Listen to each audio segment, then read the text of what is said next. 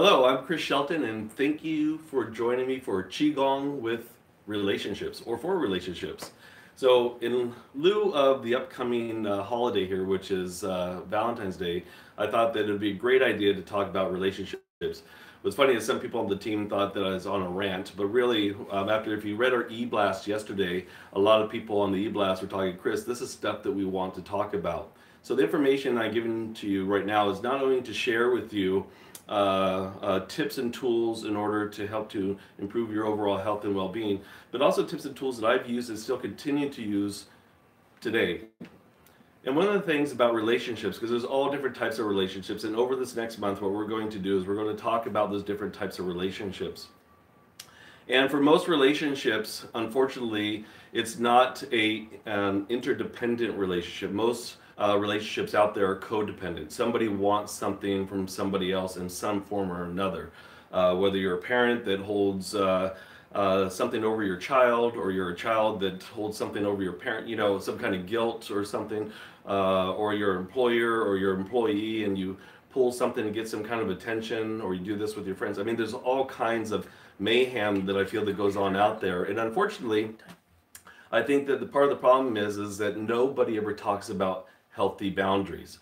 And so our heart here is the center of our consciousness. This is where the circumstances from our life, this is where it comes in, and then the heart will dictate how much of a circumstance is going to be expressed or suppressed. And then what happens is then the mind becomes the reflection of the reality of those circumstances, and this shapes our relationships. And unfortunately, us parents, or if you don't have any kids, our parents actually shape our future relationships and our perceptions. So our relationships and how our parents have relationships, whether they're warm and fuzzy or they're cold as ice, is going to shape how we perceive future relationships. And so it's one of the things to look at how past trauma actually gets stuck in the body, and then this contributes to disease.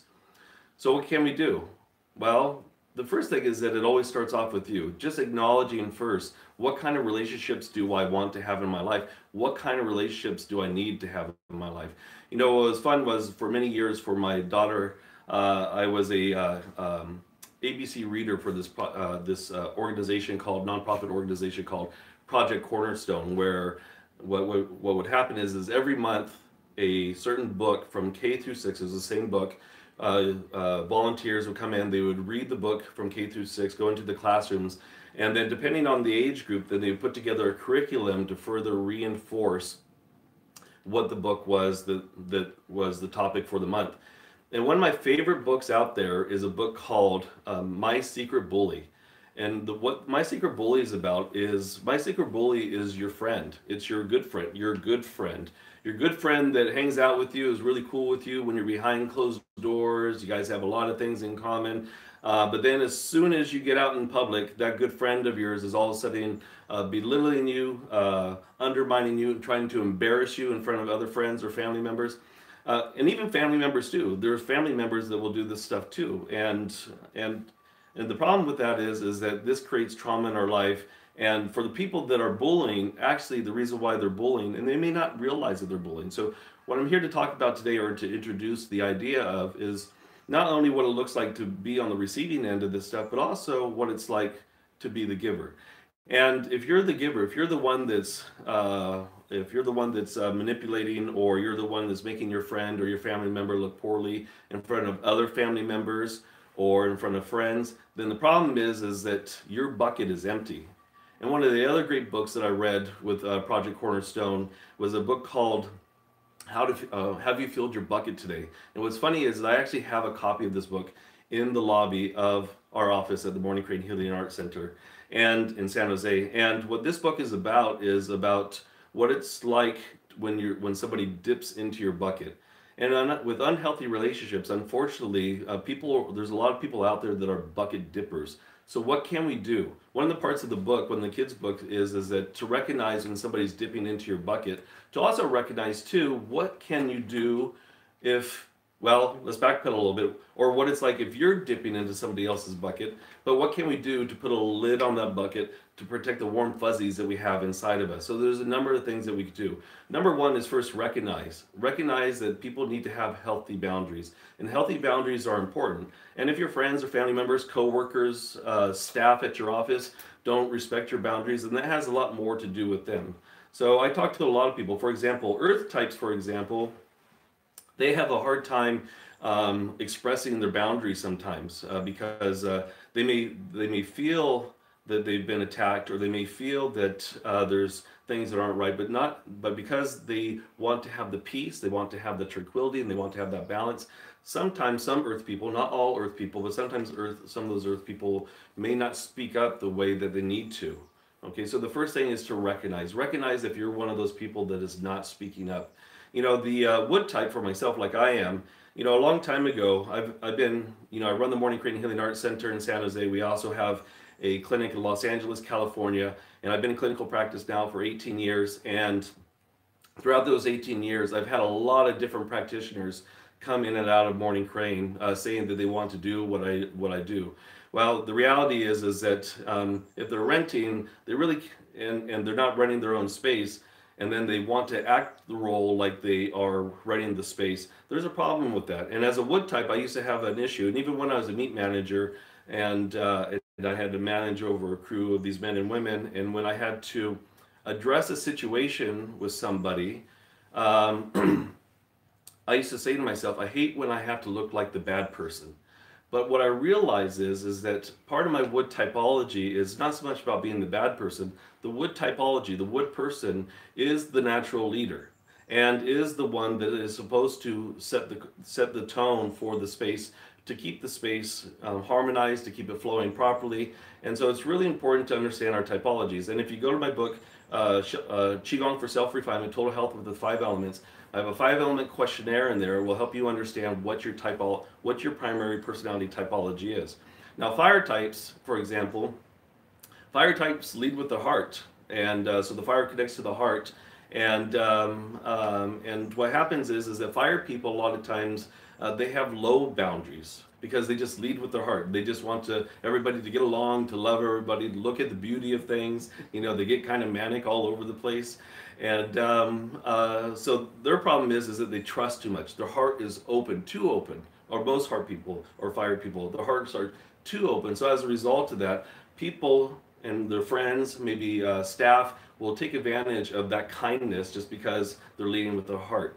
So it's recognizing what our typology is and things that we need to do to stay within the positive traits of our typology. For example, going back to a wood type, which means that the liver and the gallbladder connects to the wood type. And the wood type, like myself, we tend to use anger as a means to, as our primary emotion, our go-to emotion. And now when we're in balance, and what happens is that we use that anger to constructively assist, to constructively run a company, to constructively create positive change in the world.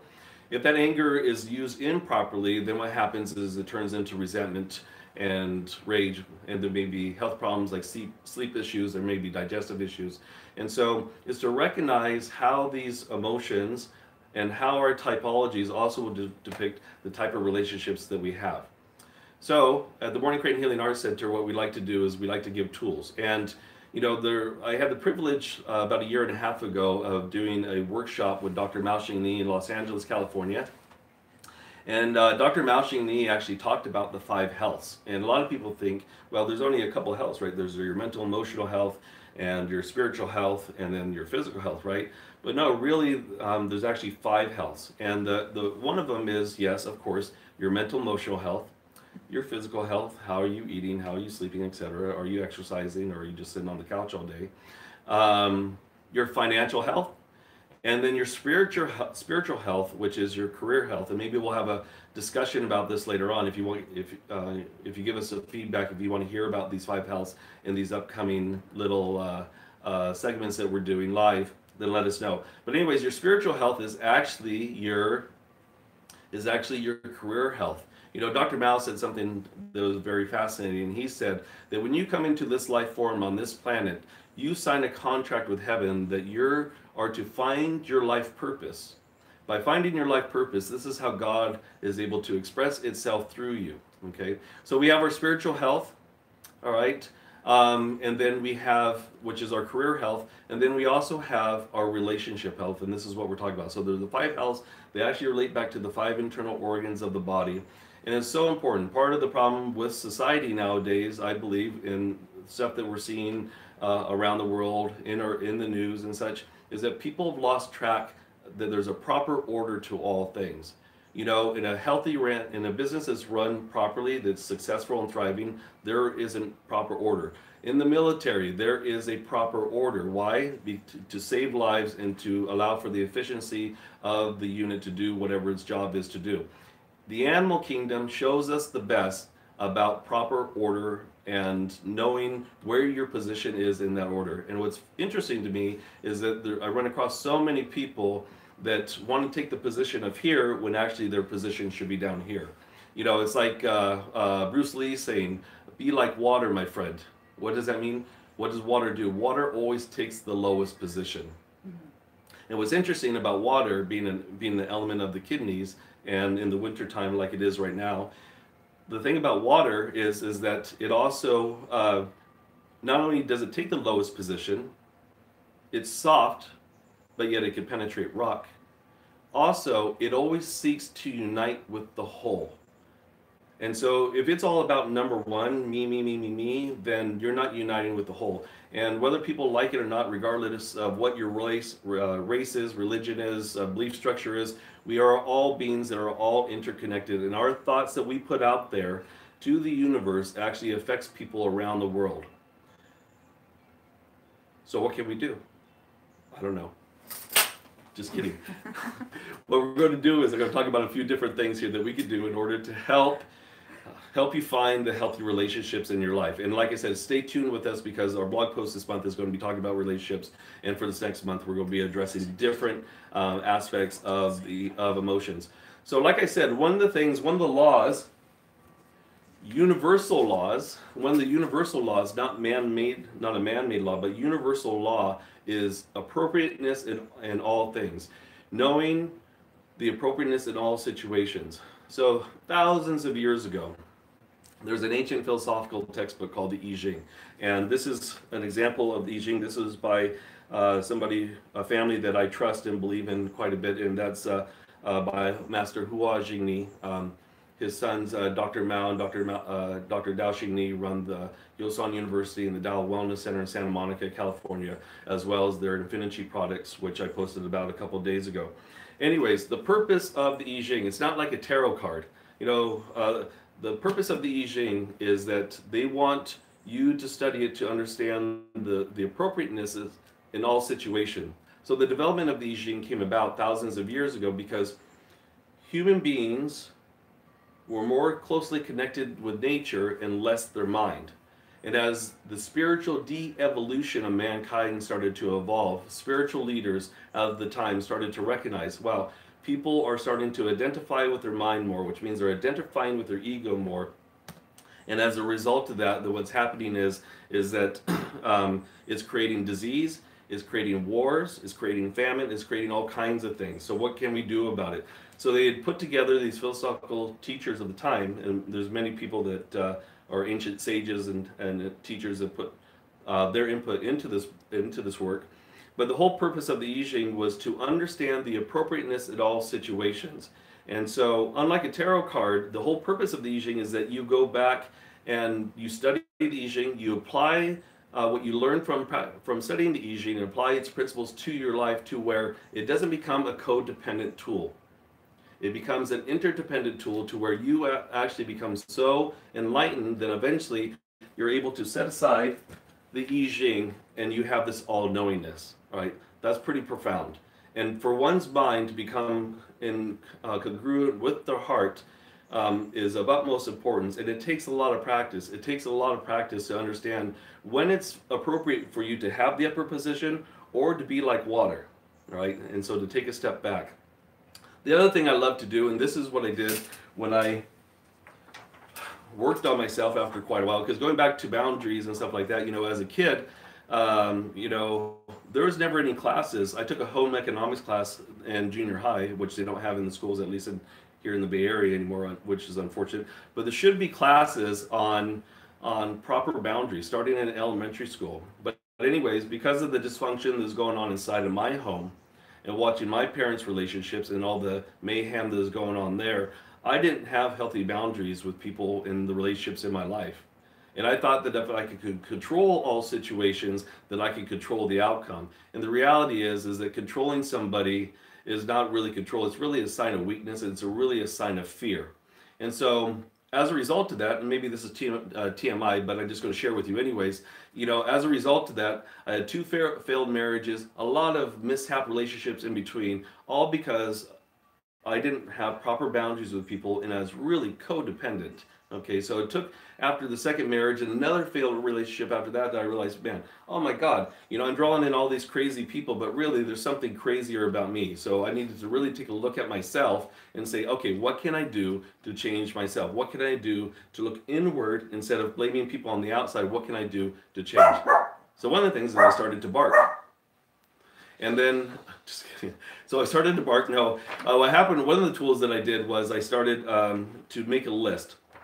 And we actually do this, I did this before I met, this is probably going to be backwards on the camera screen. I should have probably wrote it the other way, but it's not, it's okay? Okay. Yeah. So the one column you have here is must-haves. So if you're looking for the ideal mate of your life, or if you're looking for the ideal employee, or if you're looking for the ideal staff member at your office, this is what me and Prisa do. This is what I did actually to draw in Prisa into my life, but I needed to have clarity. What is it that I want? Most people out there don't really know what they want in a relationship. So this is one simple tool. Besides the I Ching that will show you whether your ego's out of line or not, you can do this one. And the first column here is must-haves. So the cool thing about this too is that you could always add and change this. It's not like one of those things that's just set in stone. You could always add and change it, move things around if you want. But anyways, must-haves. This is a must-have. What must the person have, right? You know, be single, or if you're running a business, have good work ethics, show up on time. And you know, there could be a whole number of things. If it's a romantic relationship, somebody that lives in the same area that I do, somebody that could hold down a job, you know, those might be some of the must-haves. Negotiable is, well, the person doesn't like to take out the trash. They don't really contribute at the office, meaning they never clean up the sink or the mirror or anything. Those are negotiable, right? Or if the person snores, that might be negotiable. For some people, that's a deal breaker, though. So yeah, so your negotiable is whatever it is that you want, or that you say, okay, I can live with this. The deal breaker would be anything that just does not synchronize with your internal alignment. Okay, and what does that mean? That means that these are things to be clear on. For example, like I said, let's say you're looking for that romantic partner, and you finally meet him or her, and in the must-haves, you didn't put in the must-have column lives in near me, and then the deal breaker might be lives, you know, 3 or 4 states over. That might be an example of a deal breaker. Deal breaker, maybe somebody who's controlling or angry. Maybe a deal breaker is somebody who drinks or uses drugs or alcohol. So get clear, you know, on what you want. You know, the must-haves too. You could also like really negotiate what it is, and what you're doing is, this is called free will, by the way. What you're doing is you're co-manifesting with God what it is that you want out of a person. Whether, like I said, whether it's a business relationship or a personal relationship, you're getting really clear. Now, when you do this, what's going to happen is that I would like for you to go ahead and tape this, write it down, and like I said, you can always add to it every day, but tape this to your bathroom mirror. Every morning when you're shaving or brushing your teeth, flossing your teeth, whatever, plucking your eyebrows, you go ahead and look at this list and really feel it, study it, feel it, believe it, you know. And what you're going to do is you're going to put that out there to the universe as to what you want. Then God, the universe, whatever it is that you want to call it, will then respond to this, right? And this is a really powerful tool. Besides doing this, and like I said, this goes into the free will category of co-creating with God what it is that you truly want out of life and what you truly deserve. What kind of relationships that you truly deserve? We all truly deserve to have healthy relationships. So one of the other things that I do, one of the other things that I do is I co-create with God every single day, a mantra. I'll come up with a mantra. So let's say you're somebody that is controlling, for example. You can't look at yourself in the mirror and say, I choose to co-create with God that I become less controlling. Because guess what? When you say the word controlling, the universe, God, whatever you want to call it, then says, oh, he said controlling. So guess what? He becomes much more controlling. No, you have to come up with a mantra. So if you want to become less controlling in a relationship, if this is ringing true for you, you know that you're trying to, you dominate that relationship, then what you could do is that you would change it around. What is the opposite of controlling? Well, for me, the opposite of being controlling is to be loving, is to be compassionate, is to be open. So I would say to myself in the mirror, I choose to co-create with God that I'm open, I'm loving and compassionate in all my relationships. Okay. Another mantra that you could say to yourself in the mirror, and this one's a powerful one, and that one is that I choose to co-create with God in the now. I choose to co-create with God that all my relationships are healthy and supporting. Okay, and what does that mean? Healthy and supporting, meaning that they respect your boundaries. Supporting means that not all relationships are 50-50. In fact, there's nothing in the universe that's 50-50. And so when we talk about this, yes, there's always a waxing and waning that will happen in the relationship. But if you see that you're giving more and the other person's giving very little or nothing at all, then you have to really ask yourself, is this really a supporting relationship? Does this person really support me? I always believe that actions speak louder than words. And someone could tell you that they love you, someone could tell you that they're faithful, that they're trustworthy, but their actions speak volumes. Okay, so as we go forward here with the Valentine's Day, and as our love connection grows stronger and stronger, then what we want to do is we really want to look at our relationships in our life.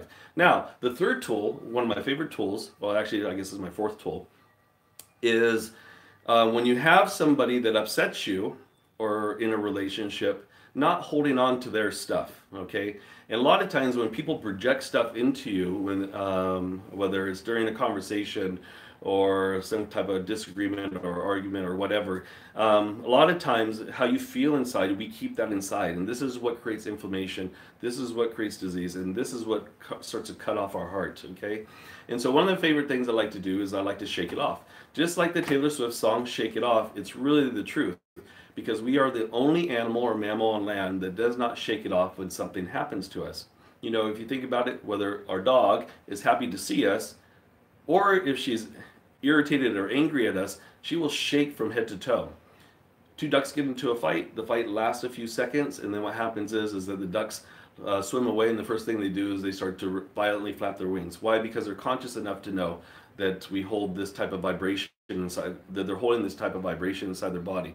They may not know that it's called anger, like how as humans know it is, or resentment, but they know that there's something there and they let it go, and by shaking it off. So the practice really here is to go ahead and, now I warn you, when you do this practice, you can't be going like this because you might break something. And also, you do not want to shake it off during an argument in front of your spouse or your boss. Okay, I would go into another room and then I would shake it off. Hey, and let me tell you, this is something that I still have to do today, as when I first learned this stuff 26 years ago. Okay, so the practice is like this. I'm going to start in my Wu-Ji posture with my feet out, about shoulders width apart. My knees are slightly bent. I'm going to tuck my sacrum underneath and then tuck the chin, press up on the crown point. And then what's going to happen is that vibration. So let's say there was just a disagreement or an argument, and that was going on. And now I have all this angst inside my body. What I'm going to do is I'm going to go ahead and shake.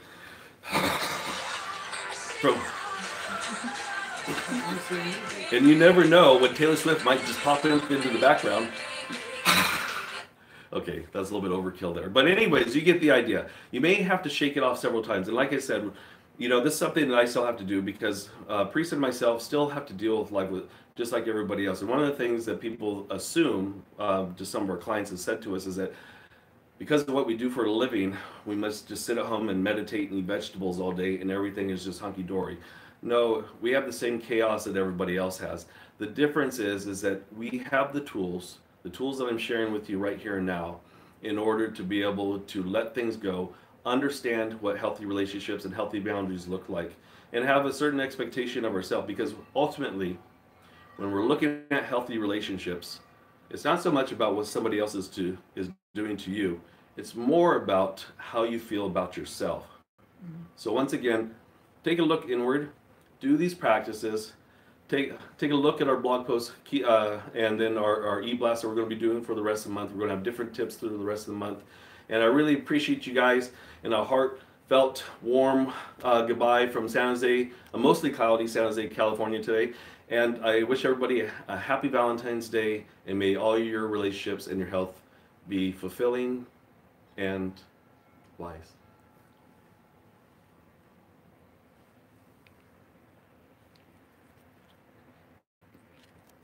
You okay?